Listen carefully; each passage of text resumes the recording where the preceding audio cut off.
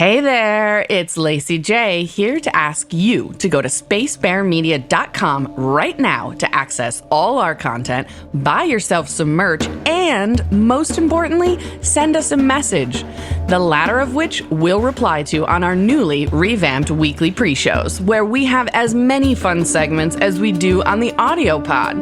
There are current events with Christy, corrections and observations with Ben, and as always, questions with Derek. Plus, I have new fun facts and tell a terrible fucking joke every single week. Please join us, and please consider rating and reviewing us on your favorite app or recommending us to a friend who loves Lost.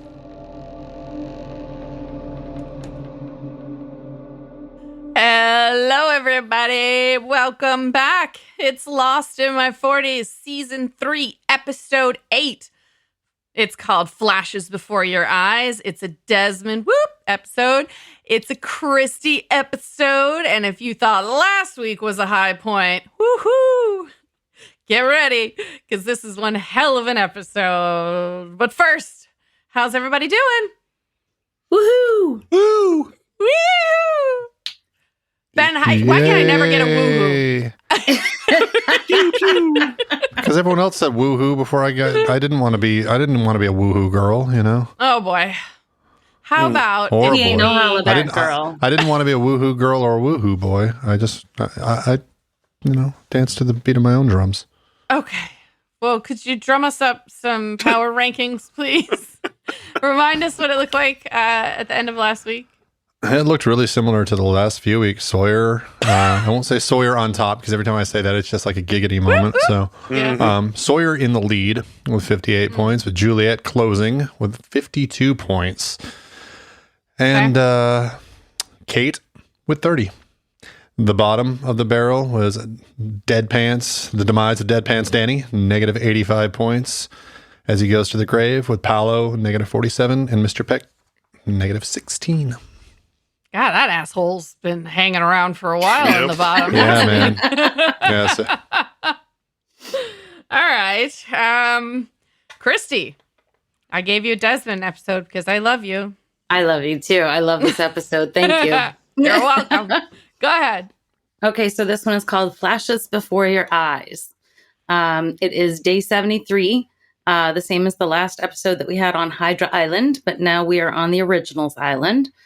Or Desmond's the others' island, I guess. Yeah. Their island first. Yeah. Okay, yeah. So anyway, Desmond's walking and looking around the beach. The scene quickly changes to Charlie and Hurley rifling through Sawyer's tent. Hurley thinks it's a bad idea, but Charlie says Sawyer would want them to do this. No, he Sawyer would not. No, Have you met Sawyer? No, seriously. Right. So he says that right before he finds shocking amounts of pornography. Playboys. No, they're not. It says Playpen because they can't show a real magazine. Yeah. But yeah, there's a Playpen. stack of them. Who's flying around with their porno magazines? Yeah, They're the it's weird. pilots. What?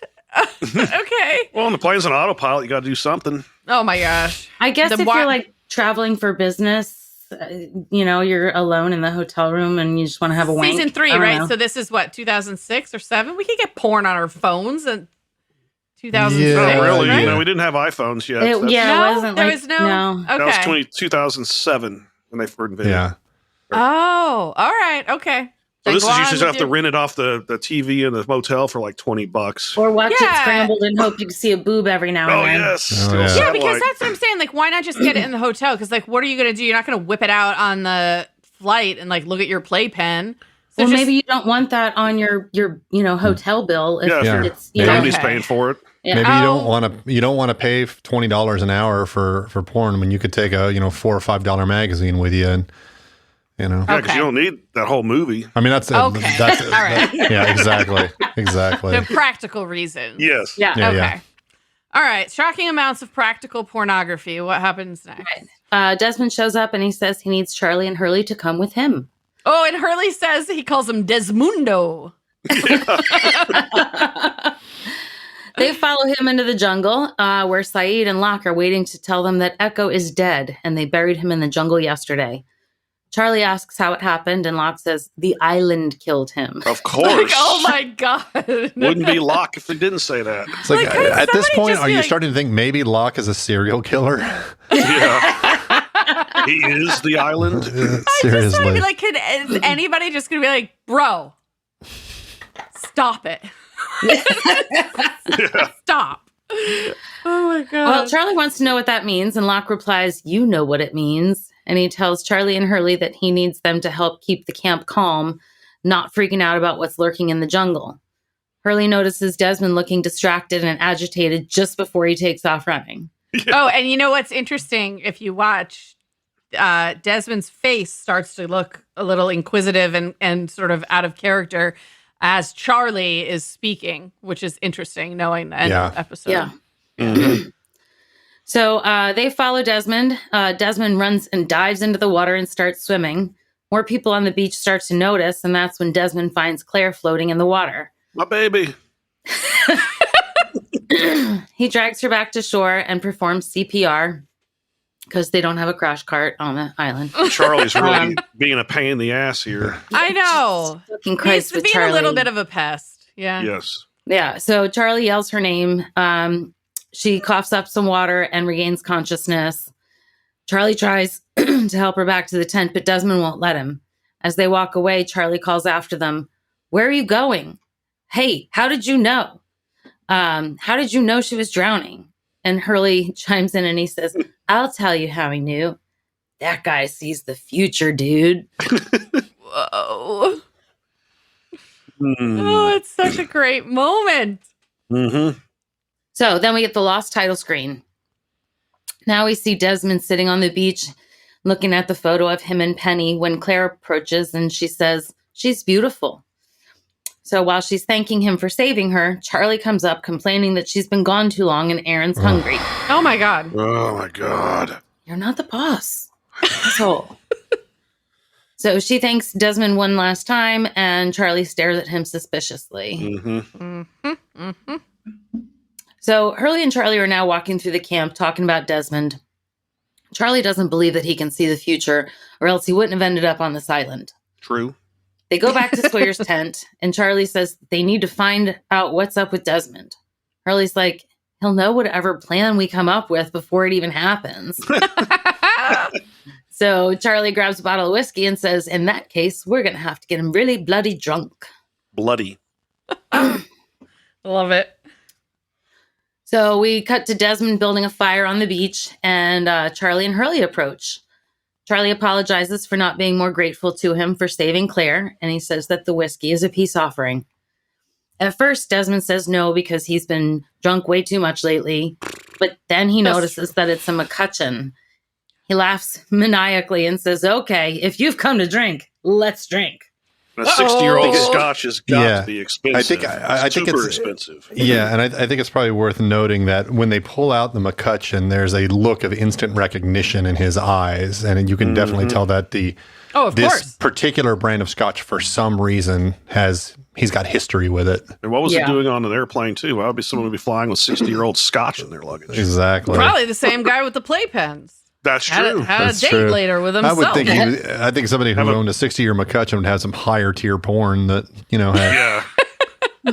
Or just like a prostitute. Yeah, Yeah. exactly, Yeah, let's get the real thing. exactly. All right. So it's later now. All three of them are drunk. Desmond and Charlie are singing, and Hurley asks, hey, do you know any songs about drinking and fighting and girls with one leg? Charlie and Desmond both sing, well, girls with one and a heart of gold. Charlie then asks Desi how he knew Claire was drowning. Desmond kind of looks off and he says that he could hear her. But Hurley Damn. says, no, you were like a mile away. Dude. Yeah. And then Charlie says, did you hear the lightning as well? He mentions how he pitched his little rod outside her tent, and then 2 hours Rod. later it was struck by lightning. Ooh, I wouldn't mind a rod to be struck by lightning. Nope. That does sound painful. Yep. Desmond thanks Charlie for the drink, and he tries to leave when Charlie says, hey, I don't know what you're doing. You best tell us. Oi, you think because you turned some key that makes you a hero. You're no hero, brother. I don't know how you're doing what you're doing, but I know a coward when I see one. Ooh. All right. Now I just Hurley's have to ask a question here. What is his deal and what is his game right here? Like I don't know. I'm not. He like saved her.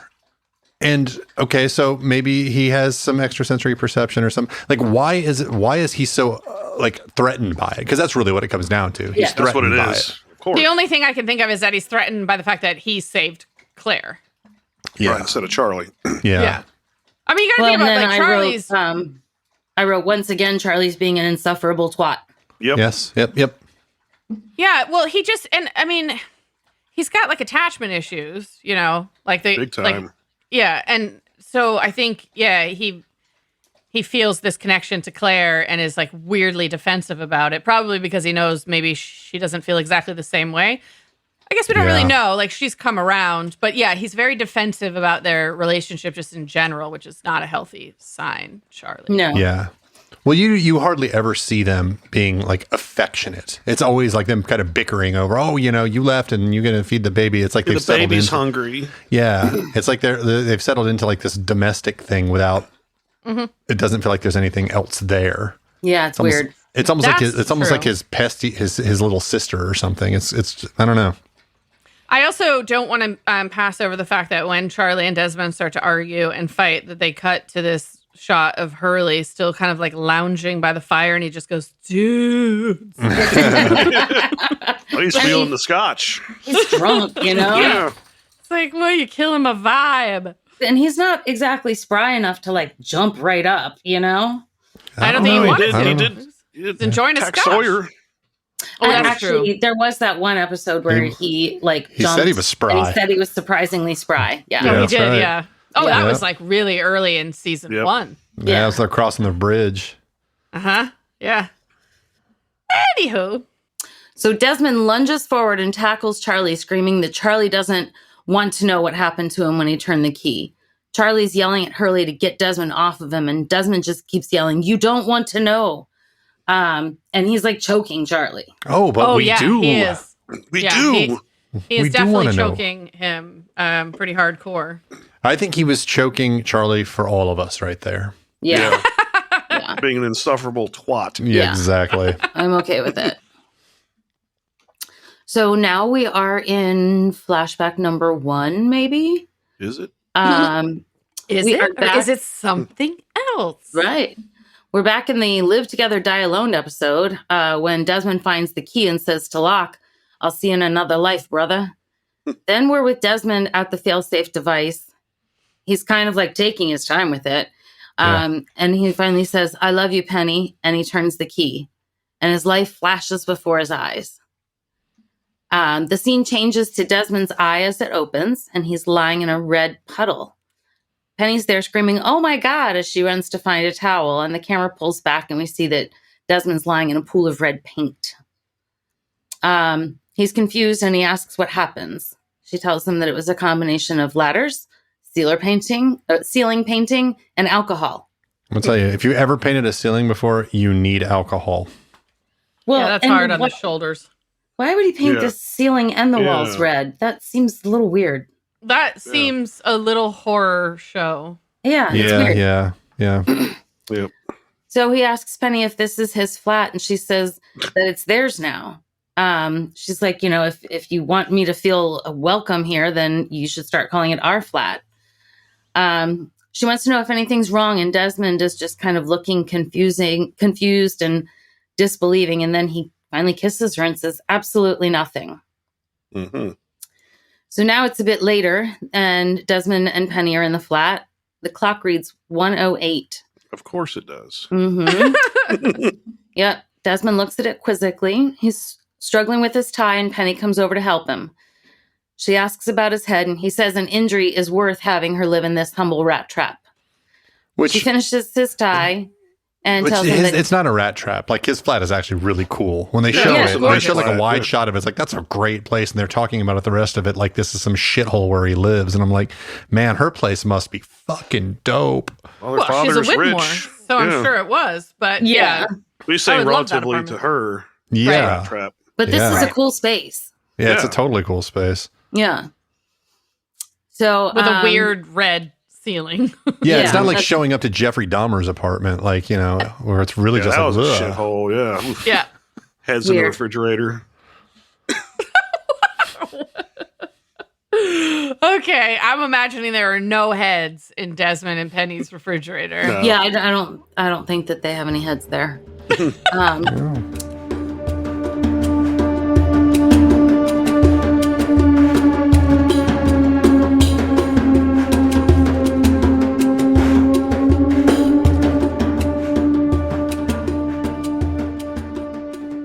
So Penny finishes tying Desmond's tie, and she tells him that he doesn't need to get a job from her father. And Desmond says it's not about the job. He just wants her father to respect him. Penny's like, it's not the end of the world if he's too daft to see how brilliant you are. Then we hear the beeping sound in the background that sounds just like the alarm in the hatch. Desmond looks really confused and he goes to check and he finds out that it was the microwave. Penny asks if he's all right and he says, yeah, I'm fine. Just had a bit of deja vu, that's all. Oh? Mm-hmm. So now Desmond is approaching a reception desk in an office lobby, and he tells the woman at the reception desk that he's there to see Mr. Widmore. A delivery man shows up with a parcel for $8.15. Mm-hmm. Desmond's like, excuse me, what did you say? The man repeats that he has a delivery for $8.15. None of your business, I Desmond. know, but who the fuck Seriously. are you? Right. We see flashes from the hatch, numbers being entered, the execute button, timer hitting 108. And then the receptionist tells Desmond that Mr. Widmore is ready for him. So now Desmond's in this fancy office, Mr. Widmore's office. He notices a painting on the wall that looks like the invisible mural from the hatch. It's got a polar bear, a Buddha, the word namaste written backwards.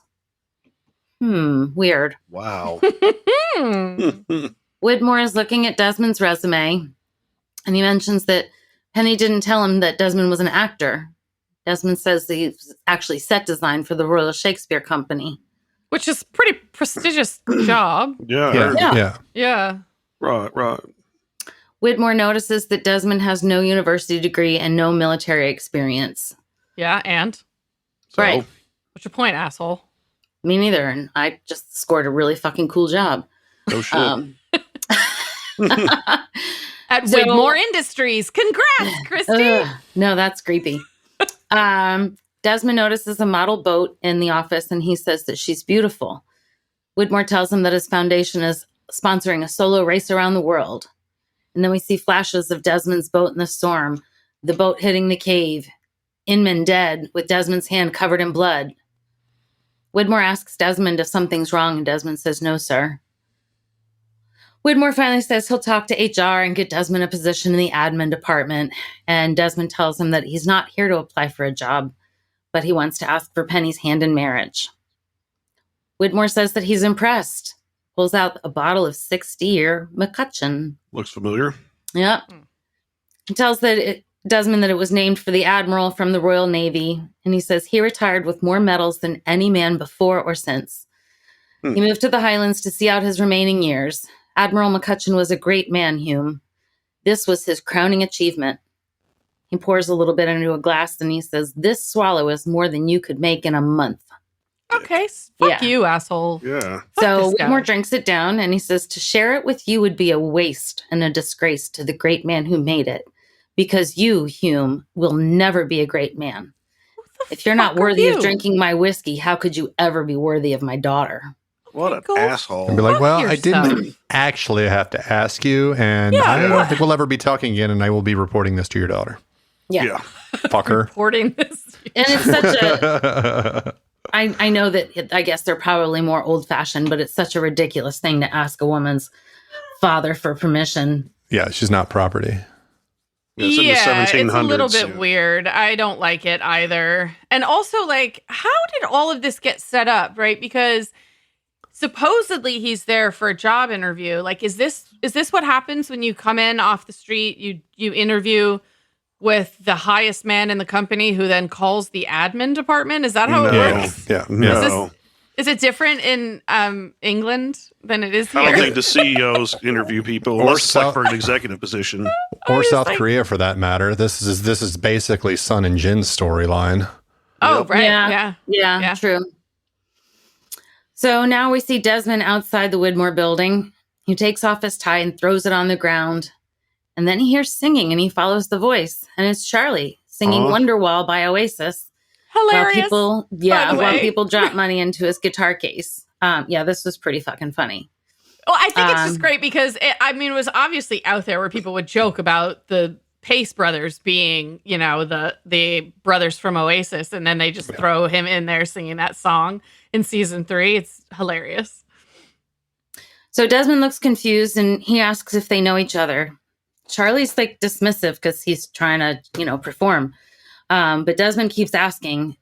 Charlie signals to his guitar case and he says that he may remember if Desmond can, get some help. So there's a brief flash to the hatch while it's imploding and Desmond is looking for the key. Charlie walks in and says, "Hey, can I get some help?" Back to the street in London, Desmond says, "You're Charlie." Charlie points to a sign on the street that has his name written on it. Yeah, he's really funny too. He's like, "Yeah, name's on the sign." Right. Yep. Okay. Have they covered his middle name as Hieronymus? Have they covered that? Have we learned Charlie's middle name in the past, or is this the first time that we've seen it? Yeah, Nope. I don't think we've heard it in the past. It's Charles Hieronymus Page or Pace. Pace. Yeah. Weird. Spoiler. Yeah, so Charlie points to the sign with his name on it, and then we see flashes from the island. Inman in his environmental suit, Desmond holding the key, Inman dead with blood on Desmond's hands, Desmond running, the timer with the hieroglyphics displayed, system failure displayed on the monitor, the execute button, the computer crashing to the ground. Desmond's looking crazed, and he says, It was in the hatch. I remember seeing you. There was a computer. There was a button. We were on an island." And Charlie replies, "We are on an island, mate. This is England." That was good. Desmond looks even more crazed and he tries to tell Charlie it was real. Charlie announces to the street, "This is why we don't do drugs," which coming from Charlie is just fucking hilarious. Exactly. Yeah. Desmond is absolutely insistent. He's like, "I know that this happened before or today. Widmore said that he wasn't worthy. I took off my tie and then it started to rain," and it starts to rain just like that. Desmond looks up at the sky in shock. And then I wrote a note. Charlie puts his sign in the guitar case and not the closes guitar. it, but not the guitar. Not the guitar. I wrote the exact same thing. I was like, this guy is obviously not a musician. Yeah. I want my nameplate to get soggy. Right. Seriously. My piece of cardboard that's got my name written on it. Yeah. Don't want that to get wet. Okay, but how awesome is that scene? He's like, no, I know this happened, and then it started to rain, and then it started raining. What is going on? I don't know. Locke did that earlier, right? Locke knew it was going to rain, and it started raining. Oh, that's true. Yep. So now we have two people walking in a university building talking about a thesis. The man says to the woman, "The wild card part which is unpredictability, runs the same test 10 times. You get 10 different outcomes. That's what makes life so wonderfully." And then Desmond comes running up and yells, "Donovan!" Donovan continues talking to the woman, saying, "Case in point, who could have known that a drenched Scotsman would appear in this rotunda?" So the two men are now walking together, and Desmond says, "What do you know about time travel?" And I love how this question lands them at a pub. Well, they time travel to the pub. I mean, I think over there, pretty much everything sends you to the pub. I guess so. This guy was already on his way to the pub. He's like, "Why don't you just come with me? I'm going to have a drink." Yeah. So in the pub, Donovan asks Desmond if he's insane. Desmond wants to know if he somehow managed to go back in time and is now living his life again. Donovan's pretty sure that Desmond has snapped after Widmore rejected him. And then he tries to get him to predict what will happen next. Desmond says, it doesn't work like that. I just get bits and pieces. How wonderfully convenient, says Donovan. Mhm. I mean, he's got a point. Right. True. And now we start hearing, make your own kind of music. Oh, now we're going to get sued. Comes on the jukebox, and Desmond says, I remember this. He looks at the soccer I do match too. on TV. It was in episode 1. I know. Yeah. So he looks at the soccer match on TV and he tries to predict what will happen in the game, but he's wrong. Nope. He thinks someone should be coming through the door and hitting the bartender with a cricket bat over a debt, but he's wrong. He seems really, really confused. Donovan tells him that there's no such thing as time travel and he should stop messing around and just marry Penny. Welp. Right. So Desmond's back at the flat. Penny's sleeping. He kisses her and she says that he smells like the pub. She asks about the job and Desmond says her father was lovely, but they both decided he wasn't suitable for the job. So she wants to take him for lobsters on the pier to celebrate that he's dodged working for Widmore Industries. Do you think now? Do you think when he says that there's a double meaning there? That they both decided that he wasn't suitable for the job, and by the job meaning he's not suitable to marry her? Because that's how I read that. Oh Yeah, yeah. I mean, yeah, possibly. Well, yeah, because as we know, what really happened, at least the first time around, is he didn't buy the ring, right? So, yeah, I think that's showing where his head is. Yeah. So at that moment, I'm just trying to figure out, like, is this the moment? Where's the moment where he decided that, or where that? Well, we don't know because we don't entered. Yeah, but we don't know because we don't see the real first time it happened. It's not the real flashback. Sure. It's him. That's true. Right. Yeah. In it, so we don't really know. Yeah. So Desmond asks Penny why she loves him, and she says that he's a good man. Desmond seems distracted, and Penny asks him where he is, and he says, I'm right here. So the scene cuts to a close-up of wedding rings in a display case, and there's an older woman with white hair behind the counter. She asks him his price range, and he says that he's not a man of means. And she hands him a ring that she said won't blind any queens, but still has the sparkle of life. Desmond says he'll take it, and the woman seems surprised. Again, he says he'll take it, and she replies, no, you won't. Give me the ring. Give it here. What? She tells him that this is wrong. He's supposed to have second thoughts, and he doesn't buy the ring. Huh? Right, and Desmond's really confused, and she's like, you don't buy the ring, Desmond. What? He's in total shock and asks how she knows his name. The woman says, well, I know your name as well as I know that you don't ask Penny to marry you. In fact, you break her heart. Say what? Well, breaking her heart is, of course, what drives you in a few short years from now to enter that sailing race, to prove her father wrong, which brings you to the island where you spend the next 3 years of your life entering numbers into the computer until you're forced to turn that failsafe key. Huh? And if you don't do those things, Desmond David Hume, every single one of us is dead. So give me that sodding ring. What? Yeah, that whole thing was like, what the hell? Seriously. Yeah. What? Wow. I would like to point out that Ben entered this character's name in the spreadsheet as creepy time travel lady. Yeah, we don't know her name yet. I almost... I mean, I know her name. Yeah, I almost put her in, but then I was like, no, we don't know her name yet, so I'm going to leave it. I do want to say, I don't know if you guys remember when Ado and Dave were with us and we were talking about Close Encounters with the Lost cast. Ado mentions that he has met this actress. She is Irish. She's from Dublin. Her name is Finola Flanagan, I think. And I'm sure she's a lovely woman. That's what Ado said. Ring. But anyways, back to this scene. All of our minds are fucking blown. Right. So she's yelling at him to give her that sodding ring, and she stands there with her hand out, and Desmond is just staring at her in shock. She says that she can see that he's going to be difficult about this. Desmond wants to know who she is, and she responds, do you like chestnuts? But of course. So they're walking on the street, and she buys some chestnuts from a vendor. She points out a man over there is wearing red shoes, which is a bold fashion choice, worth noting. Desmond asks if this is really happening. He wonders if he got a concussion and she's his subconscious. He says that she can't talk him out of marrying Penny. There's no island. There's no button.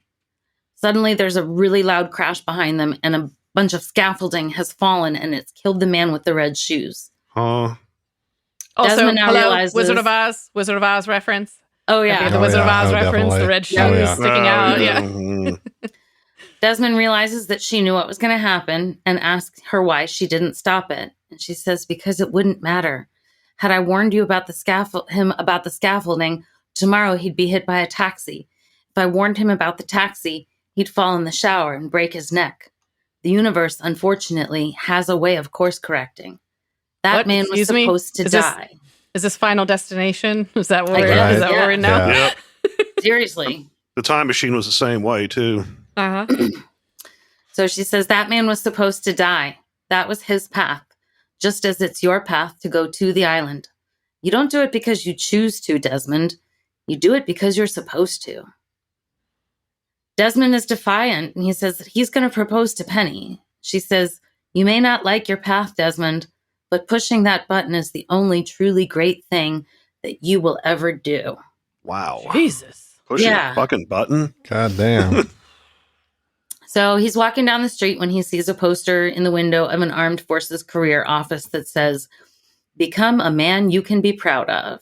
Oh, for fuck's sake. Yep. Yeah, seriously. Propaganda. Yep.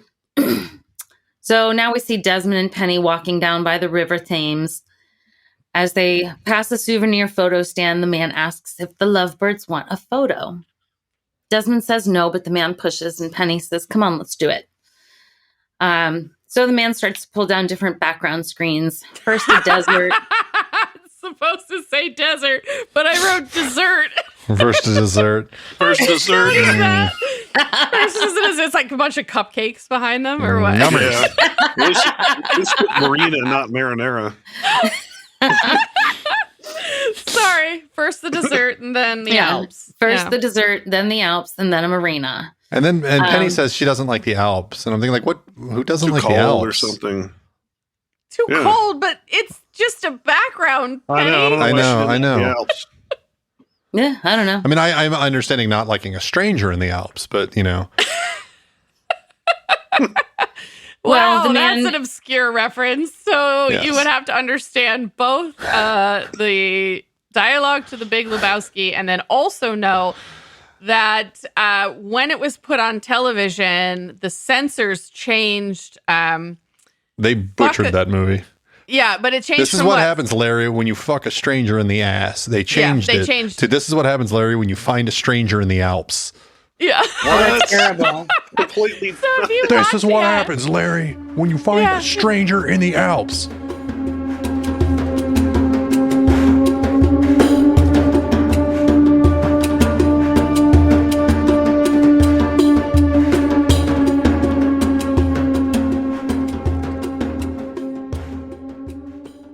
Anyways. Wow. So they settle on the marina, I guess. Yes. And as Looks he pulls familiar. down the scene, we Looks recognize familiar, it right? as yep. Yeah. We recognize it as the photo that Desmond had of him and Penny in the hatch. After they purchase the photo, Desmond stares at it and he says, I couldn't go through with it. I can't do this. He tells her that she deserves someone better than him. She says that she chooses to be with him. He freaks out and he's like, it's all happening too soon. She's amazing. She slaps him and she says, don't you pretend you don't care. Woo. You know, Mhm. she's like, if you're going to leave me, at least have the decency not to pretend that it's about what I deserve and admit that you're a coward. Ooh. Woo.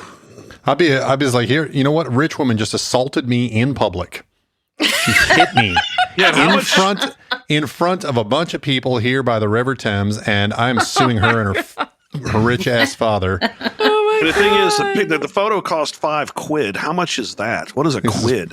I think quid just means like bucks. It's like instead of saying like $5 or $dollars. Yeah. instead of pounds, it's just like, yeah, I think quid just means like another way of saying Okay. pounds. Yeah. Which at that time it was. 'Cause I was in Europe in 2008. I think it was 2-to-1 back then. Yeah. Like £2 is one of our dollars. Mhm. Yeah, a quid is £1 sterling. So, Okay. Yeah. Yep. It's just slang. Yep. So Desmond says, I'm sorry, Penn, but we're not supposed to be together.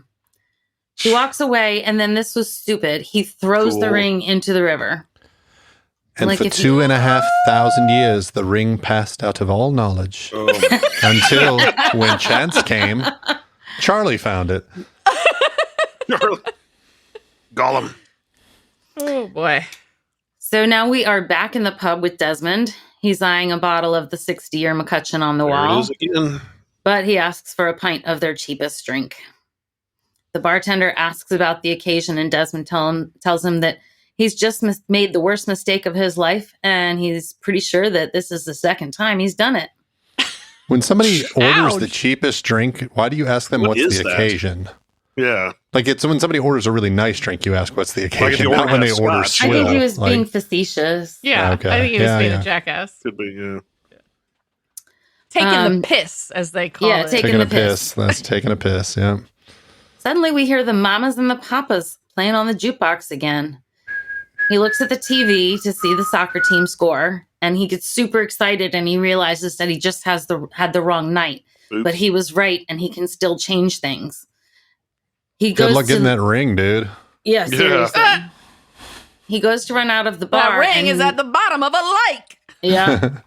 Sorry. He goes to I know that one too. Just throwing in another Coen brother movie. Exactly. Anyways. So as he's starting to run towards the exit of the bar, the man with the cricket bat walks in, and Desmond yells to the bartender, "Duck, brother!" He does, and the cricket bat smashes right into the back of Desmond's head. Boom. I think it takes So- him on the chin, like the side of the face almost. My question is, at this point, why does he give a fuck what happens? Like, this guy's going to get hit in the head. Why tell him to duck? Just get out of there and go get Penny. Like, this is always just kind of a weird plot hole for me. It's like, why Could does just he be a feel like reflex. getting involved? Yeah, I mean, just he be a knows the reflex, guy's about like to if I get hit in the head. You don't I'll want say somebody knock to him. get hit. You That'll see knock him somebody out of the swinging, flashback. you're like, duck, I don't know. Yeah. Maybe. Yeah. Yeah. Maybe you So- should write a letter. But what you don't do is you don't go jump in the fucking way of it. Well, that- Especially when in order someone's to- about to swing a bat at you Yeah, Mhm. yeah. or at that person. So now we get to a flash of Desmond turning the key. We cut to a shot of the trees from the ground up.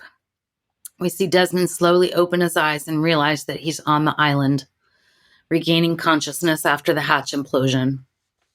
We see Desmond running around naked through the jungle as he comes upon some debris from the hatch. There's a stationary bike, a dartboard, a ping pong table. And then he sees the hole that the implosion made, and he finds the photograph of him and Penny. He begins to cry and says, "Please let..." Unscathed. Yeah. Totally unscathed. Just like Yeah. Nadia's photo survived yeah. Danielle's explosion. This one survives We're the in a hatch universe of implosion. very, very tough photographs. Yeah, right?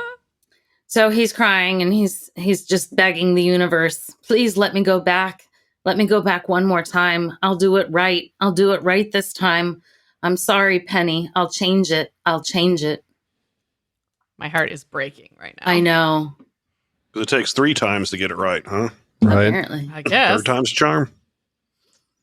So now Desmond is sitting on the beach looking at the photo just as he was earlier in the episode. Charlie approaches and he asks him how he knew Claire was drowning. The scene jumps to them drunk on the beach, and Charlie asks how he knew Claire was drowning. He asks about the lightning, and there's a flash of that scene. Now we're back to the scene where Charlie calls Desmond a coward, and Desmond attacks him. Desmond's screaming, "You don't want to know what happened to me," while Hurley pulls him off Charlie. Desmond is crying and saying, "No matter what you do, you can't change it. No matter what you try, you can't change it." Hurley makes a gesture like Desmond is cuckoo, and Charlie says, "He's wanked. We should get him to his tent." Wankered. So Desmond says that Charlie's a good man and he's sorry for strangling him. Sorry, I strangled you earlier. No problem. Thanks. Yeah. Yeah, that was the scotch. Like, you didn't strangle me. You tried to strangle me. Right. Right. Charlie wants to know if Desmond's going to tell him what happened. And Desmond says that when he turned the key, his life flashed before his eyes, and then he was back in the jungle on this bloody island. Only the flashes haven't stopped. Charlie asks if he saw a flash of Claire drowning, and that's how he knew to save her. And Desmond says he wasn't saving Claire. He was saving Charlie. Huh? What? Charlie's just as confused as you guys. And Desmond says, when I saw the lightning hit the roof, you were electrocuted. What? And when you heard that Claire was in the water, you drowned trying to save her. I dove in myself, so you never went in. I've tried, brother. I've tried twice to save you. But the universe has a way of course correcting. And I can't stop it forever. I'm sorry. I'm sorry because no matter what I try to do, you're going to die, Charlie. What? Lost title screen, end of episode. I've got goosebumps. Holy shit, that was... This was You're such gonna a fucking die, amazing Charlie. episode. Yep. Oh, I'm covered That in them ending was too. just like, holy shit. What the fuck? Very Ready to different Get episodes. this recorded so I can watch the next one. Yeah, seriously. This was a total mindfuck. Uh-huh. Oh, I have bad news for you, Derek, because the next episode's really, really bad. But Oh, it is? before that, fun facts this week. We're going to talk a little bit more about time travel. I told you to put a pin in time arrows last week. This week, we are going to talk about time travel in the quantum realm. All right. So finally, I get some fucking enthusiasm. Isn't there like a Marvel movie about that? Quantum Realms. Put a pin in that, because we'll talk about that too. So last week we talked about what Stephen Hawking thought about time travel and how it's not really possible, that time can only go forward. But this week we're going to explore that idea a little bit further. We did talk a bit about entropy and why Hawking thinks that means that time travel is impossible. The second law of thermodynamics states that the total entropy of a system either increases or remains constant. It never decreases. And we used the example of the shattered plate. So remember all of that. American astronomer Sten Odenwald said, "Why do we remember the past and not the future?" The reason for this asymmetry has to do with entropy, the amount of disorder in the universe. We have memories and historical records only because entropy in the past was lower than the entropy of the present. Our world features an arrow of time where entropy increases with time. This accords with our sense of time as a one-way street from past order to future disorder. Yet, there is no basis for the arrow of time in microscopic physics. The realm of quantum mechanics, those equations are just as valid when time runs in reverse. Mm-hmm. So a team of physicists from the Institute of Quantum Optics and Quantum Information has shown how quantum systems can simultaneously evolve along two opposite time arrows, both forward and backward in time. This is governed by the quantum principle of superposition, where a single particle of matter can exist in two different states at the exact same time. According to the researchers, this state of matter also allows for time travel in both directions, forward and backward. Less than 2 years ago, Google published a paper claiming that they have been able to create, for lack of a better word, time crystals, which is a new phase of matter. The research is currently under peer review, so we could find out later that it was not able to be replicated and would therefore challenge its validity. However, Google claims that they have been able to do this. So, to help understand what a time crystal is, I want you to imagine a snowflake that's constantly cycling back and forth between two different configurations. Maybe at one point it's got 9 points on the outside, and then it morphs into one that has 5, and then it goes back to 9, and it just keeps cycling between the two. So what's unique about time crystals is that they can do this without ever using or losing any energy. They basically defeat entropy. It's the epitome of having one's cake and eating it too, in so much to say that time crystals could actually make it possible that in an isolated system, A cake could be consumed and then reappear moments later and be consumed all over again and repeat forever without ever using any energy. Some quantum physicists believe that time crystals within a quantum computer is exactly what we would need to make time travel possible. And it's funny what you said earlier, Christy, because I also have written in my notes right here that... Don't say quantum psychics. No, but while reading about this topic, I couldn't help but giggle at the fact that Evangeline Lilly is, of course, the Wasp in the Marvel cinematic universe, who is often found traveling through the quantum realm. So, is time travel possible? Maybe, but we'd have to be very, very, very small to do it. Yes. All right. Benjamin, tell us what your best and worst moments are. I think the creepy woman just laying out his entire life and then saying, "So give me the sodding ring." And then the other scene where at the very end where he says, "And there's nothing I can do. You're going to die, Charlie." Those two were, I thought, the most like, whoa. Worst scene was the Scotch scene with Mr. Dickhead telling him, "You can't marry my daughter because you're not even good enough to drink my Scotch." And then I think with that one, like him breaking it off with Penny and then her slapping him, that was all pretty heart-wrenching. Yeah. Mine were similar. I just had two quotes. The best moment was, "You don't buy the ring, Desmond." It's just like, what the fuck? What the fuck? And then the worst moment is also a quote, "I'm sorry, because no matter what I try to do, you're going to die, Charlie." Like, what the fuck? Derek, how about you? Best moment was the same as Ben's, the crazy time travel lady, just laying it all out. What's going to happen to Desmond? I was just sitting there going, what the hell? Yeah. Who is this person? And then also when he told Charlie, no matter what I do, you're going to die. I'm like, fuck.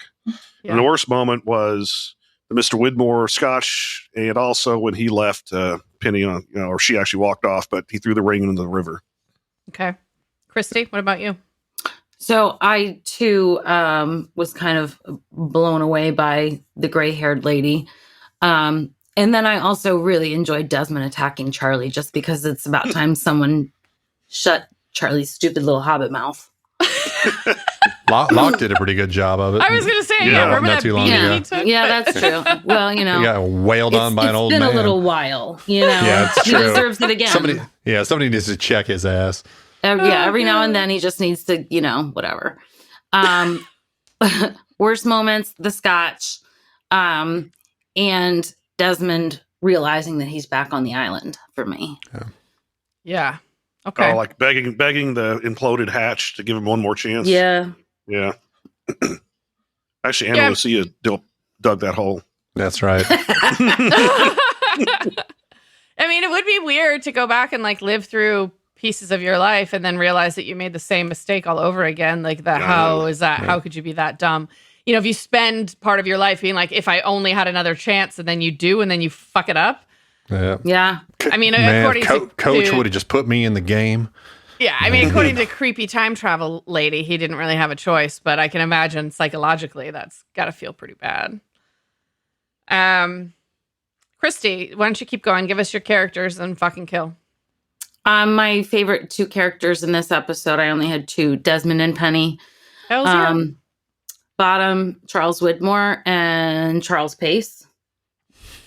Because he was fucking annoying this episode. I am going to fuck Penny and Desmond at the same time. Yep. And I'm going to kill Charles Widmore. Wow. Mine are very similar. Desmond and Penny, 1 and 2, love them, love everything about them. I have creepy time travel lady as number 3, much like Richard Alpert in last week's episode. She's come out of fucking nowhere. Who the fuck is this woman? Why does she have these powers? What the hell is going on? I want more and more and more of that. I only have one in the worst. That's Charles Widmore. Fuck that asshole. I will also be fucking Desmond and Penny, but I will be doing it with them and some lobsters on the pier. And I'm going to kill Charles Widmore because he is a bastard of epic proportions. I would also like to point out, I noticed when I was filling my stuff in here on this spreadsheet that it's been 5 weeks since I've had a threesome. So I'm actually really shocked about that.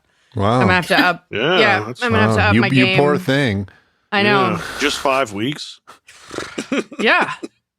Ben, what are your rankings? My top 3 were the exact same as yours: Desmond, Penny, and then the time travel lady. Mm-hmm. I've got an all Charlie bottom here. I got Charles Widmore in first, and then Charlie Pace in second, which I think is the same as Christy. Mm-hmm. Yeah.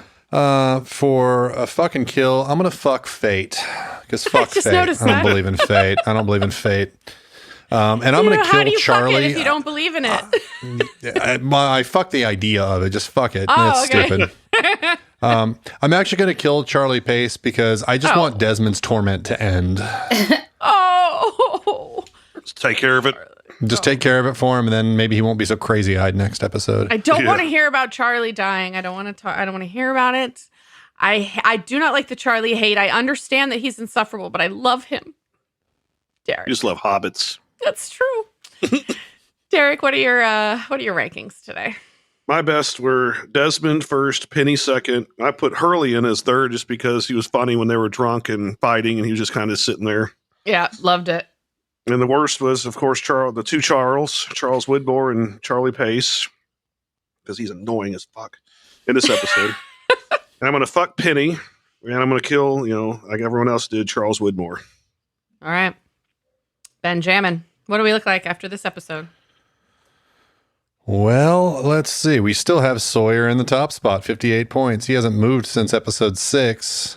Juliet still at 52 points, but now Kate has relinquished third place to Desmond, who now has 43 points. I love him. So Pants Danny did a 30-point drop last week, and now Desmond's did a 30-point climb this week. Yep. Good job, Desi. The bottom of the barrel has stayed exactly the same point-wise. Dead Pants Danny with negative 85, Poopy Paolo with negative 47, and Mr. Peck with negative 16. Is he Poopy Paolo now? Yeah. Poopy Paolo. See, I just came up with that right now because that's what I do. Oh my god. Okay. No. Yeah. It's Paolo Poopy Pants. It's Paolo Poopy Pants. Yeah, okay. I like Paolo Thank Poopy you Pants. for Paolo the alliteration. Poopy Pants, just because we have Dead Pants Danny, now we got a Paolo Poopy Pants. And Paolo Poopy Pants. Got it. Yeah. Ben, what were your final impressions after episode 8 of season 3?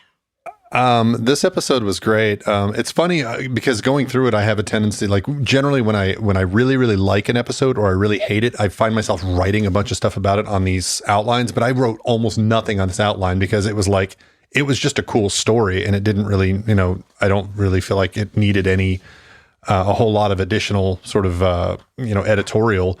It was an interesting episode because one, it's like the flashback was the episode really. Right. They only really kind of flashed forward to the present for a little bit. They spent most of their time in the flashback. And then you have to wonder at this point, like, is this a flashback or is he actually reliving this as, because obviously he's supposed to be in that time in that place, but he's experiencing it differently, which kind of gets you into the idea of what you were talking about, superpositions. Of the idea of like recycling through the same experiences of your life, the whole idea of us being on sort of a conveyor belt of time. So all of that was really, really cool. And then when Creepy Lady just busts out the thing about him buying the ring, and she's just you don't buy this, Desmond, and this whole like, holy fucking shit, like what is going on here? How does this lady have such a command of what is going on with his experience? Yeah, exactly. And then the sort of revelation that him jumping in and saving Claire, that him setting up the lightning rod and all that type of stuff wasn't just random, and that ultimately what he's doing is he's trying to sidestep Charlie's fate, and he already knows that Charlie is fated to die.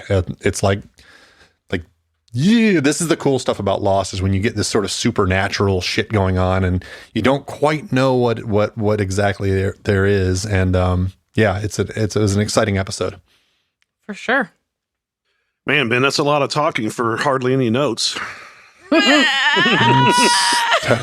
how I do it. That's how I do it. I think those are great observations, babe. They were. Christy, how about you? What'd you think of this episode? I absolutely loved this episode. Yeah. It's just so mind blowing. Mm-hmm. And then you've got, the creepy gray haired lady, and then the whole, Charlie's the one who Desmond's been trying to save. It's just such a mind fuck. I love it. Mm-hmm. Can't wait to see what happens next. Yeah. So best episode of the season so far, for sure. We're going to quickly dive into one of the worst next week, unfortunately. Yeah. This is a high note, and then it tailspins from there for a little bit. Turd City for a little bit. For an episode. Yeah. But anyways, this episode, best one so far of the season. So good. Love to see Desmond backstory. Love Penny. The time travel stuff is just amazing. Like, what the hell is going on? How does this fold into the rest of the plot? There's so much going on right now. I'm so excited about all of it. I just want more of that. Derek, what did you think of this episode? And what did it leave you with any questions? Oh, I thought it was a great episode. Definitely the best one of the season and one of my favorites so far. Yeah. I really liked it. The story of him going back. Is he going back in time, or is he just, reliving this for real? But yeah, I don't think that this was a flashback though, like the others. I think this was something different, but and there was only one flashback. Right. It was one big thing. Yeah. So we find out he makes the same mistakes twice, but we find out that he's he's having to save Charlie's life. And that was pretty powerful. And but my biggest question is, and also the crazy time travel lady, that just blindsided me. That whole scene was just like, whoa, what is it? Does blindside you. Yeah. It blindsides you as much as it does Desmond when she's like, no, you don't, Desmond. When he said that, I was like, she's just being a bitch. I mean, she started going on. And what kind of sales lady says, here's oh no, you can't have it now. But then she went off on her tirade. Yeah. Yeah. So I have two big questions: is how does Desmond see the future, and why is Charlie slated to die? And who is the crazy time travel lady? Like, how does she know all this, and how does she fit in? All right. All things that will be answered. Just not next week. Next week, we are going to suffer through Stranger in a Strange Land. Yeah. It's a Jack episode. It's a me episode. And it would be probably the worst of the season were it not for expose. So, you know what? We'll see you next week, and we'll try to power through. Bye. Bye-bye. Bye. Bye, Al.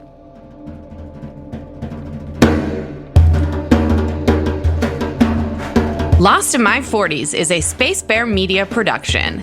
Executive produced and edited by me, Lacy J. Sound engineering, editing, and original music by Benjamin Trimp. Like and follow Lost in My 40s on Facebook to interact with your hosts. Plus, follow Spacebear Media on YouTube to watch our episode pre-shows.